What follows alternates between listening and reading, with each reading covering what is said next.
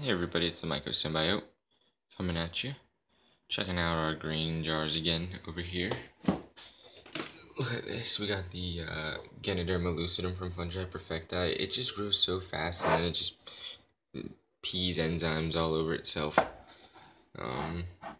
Check this out too, the pink oyster. The mycelium gets all pink once it gets grown in a little bit. These are some of these cultures they got really grown in over the weekend while we were at the MycoSymbiotics Mushroom and Arts Festival. So yeah, we're probably gonna do a run of some sawdust today or tomorrow to get all these taken care of. Yeah. We stopped doing the rotation on the top of these shelves. We just have all of our not fully colonized grains over here on the left, and then everything that's ready to go to sawdust is over here. We're probably gonna have to get a bike tire or a rolled up towel or something because it's gonna be a little bit difficult to get these grains separated. Yeah. So yeah, we got some tiger sawgill down there. That strain's been really interesting. Tremades versicolor, colonizing some turkey tail. You've got some reishi. Just like I was saying, that Fungi Perfecta reishi likes to produce lots of metabolites. And this one is a Sporeworks reishi, producing lots of antlers in there. We just installed this shelf. I don't think this was in the last video. We installed this shelf just to add more spawn space, but we're going to be moving spawn production to Hershey soon. Yeah, we got some Hypsizygous areas almost fully colonized and ready for fruiting.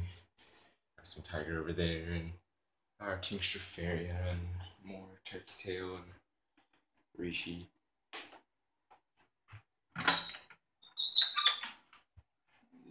Some Namako, and what else do we got up in here?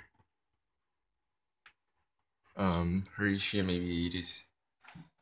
So that's another one in the Hericium family. It's kind of like the lion's mane. Oh, check this out. We have shiitake colonized on popsicle sticks. We're gonna use this to inoculate a bunch of different sawdust bags. Over here we have some gifts from Olga from Smugtown. We have a Lady Porus sulpharius, the chicken of the woods mushroom, which we're going to inoculate into a bunch of logs that we're going to go get from our friend Jenna from Lies and Lathers. She has a bunch of silver maple logs. We're going to inoculate these with chicken of the woods. And we also have the reishi from Smugtown. It's starting to form some primordia in there. So yeah, let's go check out what else we got going on. So this is what we've been using for steam pasteurization, so we could do bulk sawdust spawn. We have our propane tank over here, and we have two 33-gallon barrels, non-galvanized, and they were used for just to hold juice, so there wasn't any chemicals in there or anything like that. And we have a 3-stove propane burner. We have the barrels on cinder blocks, so they're not actually on the burner. So we can burn both. We can set 2 of these stoves on at once, and you should ideally run them for 10 hours, but I'm experimenting with running them for 6 hours and seeing how that works out for me. I will keep updating just in case anybody's interested in seeing how that works. But yeah, we'll just put a cinder block in there. There's not one in there right now. Fill it up with water so that it's not at the top of the cinder block. It creates like a boiler.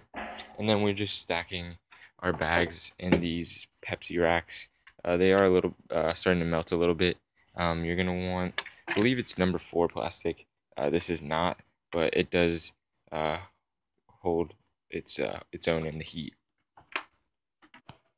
Alright, so the fruiting room is a little bit more full than I'd like it to be.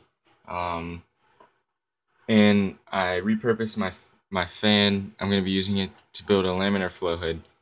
So I don't have as much exhaust coming out of here. As you can tell by the way that these lion's mane are forming. They're not forming their teeth down. They're kind of branching out a little bit. Which is not, it doesn't alter the texture or taste or anything like that really. But that's because there's too much CO2 in there. There's just so many bags. So yeah, I'm working on exhaust, but for now, we just have all the vents open on the bottom. There's 3 vents, and they're all open on the bottom, which encourages the CO2, which is heavier than oxygen, to exit out of the bottom.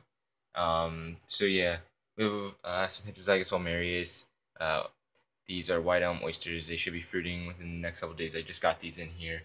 We have Pleurotus ostretus over there, lion's mane, um, and tiger sawgill, more lion's mane. We have some reishi over here forming its antlers, looking really good. And that's a Sporeworks reishi.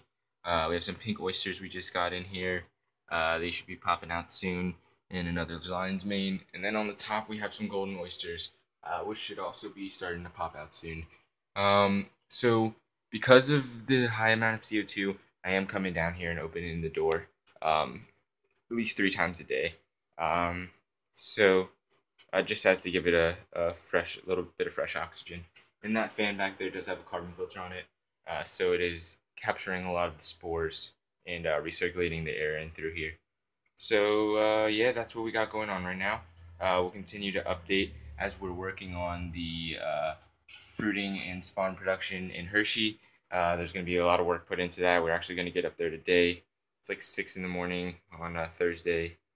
I don't know what the date is. We've just been working and working. But yeah, we're gonna start getting that cleaned up and set up, so we can get all that spawn in there. Besides the spawn that you saw in my my room upstairs, pretty much all my closet and spare space is filled with spawn. I have like probably have like 200 pounds of spawn in my house right now. So yeah, we're getting that all prepared to get to Hershey. So stay tuned. If you like this video, hit the thumbs up, share on Facebook and Twitter, all that jazz. Other than that, it's been another MycoSymbiote video. Propagate and myceliate.